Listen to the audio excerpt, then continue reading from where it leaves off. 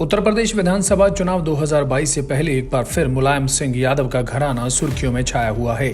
इस बार सुर्खियों में आने की वजह सपा सुप्रीमो अखिलेश यादव के चाचा शिवपाल नहीं बल्कि छोटे भाई की पत्नी अर्पणा यादव है।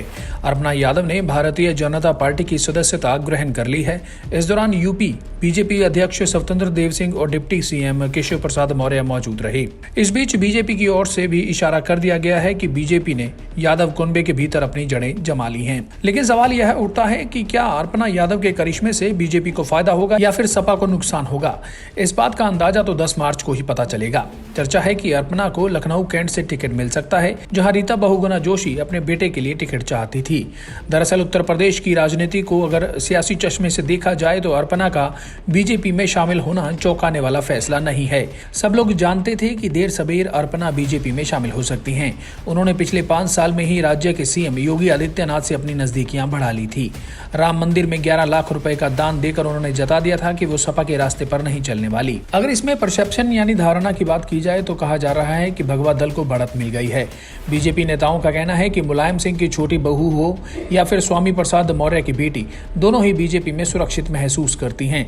जहां एक हफ्ते पहले सपा मुखिया अखिलेश यादव सत्ताधारी पार्टी के 3 मंत्रियों को अपने कुनबे में शामिल कर लिया था, तब यह संदेश गया था कि बीजेपी में ओबीसी नेताओं की उपेक्षा की जाती है। सपा ने यह नैरेटिव खड़ा करने की कोशिश की कि बैकवर्ड बीजेपी छोड़ रहे हैं। जब अर्पणा यादव के बीजेपी में जाने से यादव कुनबे में फूट का संदेश जा रहा है, यह वैसी स्थितियां बनती जा रही हैं जो साल 2017 के विधानसभा चुनाव में हुई थी। उस दौरान अखिलेश यादव और उनके चाचा शिवपाल का झगड़ा खुलकर सामने आ गया था। शिवपाल के सपा छोड़ने से चाचा भतीजे के बीच दरार बढ़ गई। बीजेपी ने इसका भरपूर फायदा उठाया। हालांकि यह भी कहा जा रहा है कि अर्पणा यादव को अखिलेश की तरफ से टिकट मिलने की गुंजाइश नहीं थी, लिहाजा अर्पणा ने बीजेपी की ओर रुख कर लिया। बताया जा रहा है कि पिछले विधानसभा चुनाव में भी अर्पणा को अखिलेश टिकट नहीं देना चाहते थे, लेकिन मुलायम के हस्तक्षेप के बाद उन्हें लखनऊ से टिकट मिला। हालांकि इस चुनाव में अर्पणा को हार का सामना करना पड़ा था। बीजेपी को इसमें सिर्फ परसेप्शन का फायदा मिल सकता है कि यादव परिवार में सेंध लगाने में सफल हो गए। हालांकि यादव वोट पर अर्पणा का कुछ खास असर नहीं है।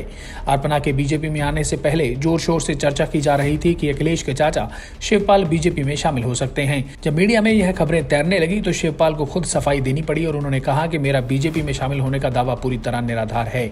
मैं श्री अखिलेश यादव के नेतृत्व में समाजवादी पार्टी गठबंधन के साथ हूं।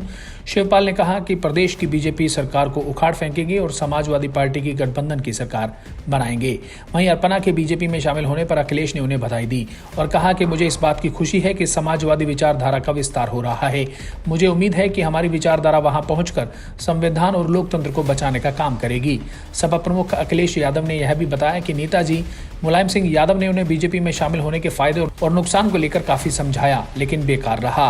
अब जब अर्पणा यादव बीजेपी में जा चुकी हैं तो यह आने वाला समय बताएगा कि इसका फायदा बीजेपी को होता है या इसका नुकसान सपा उठाएगी।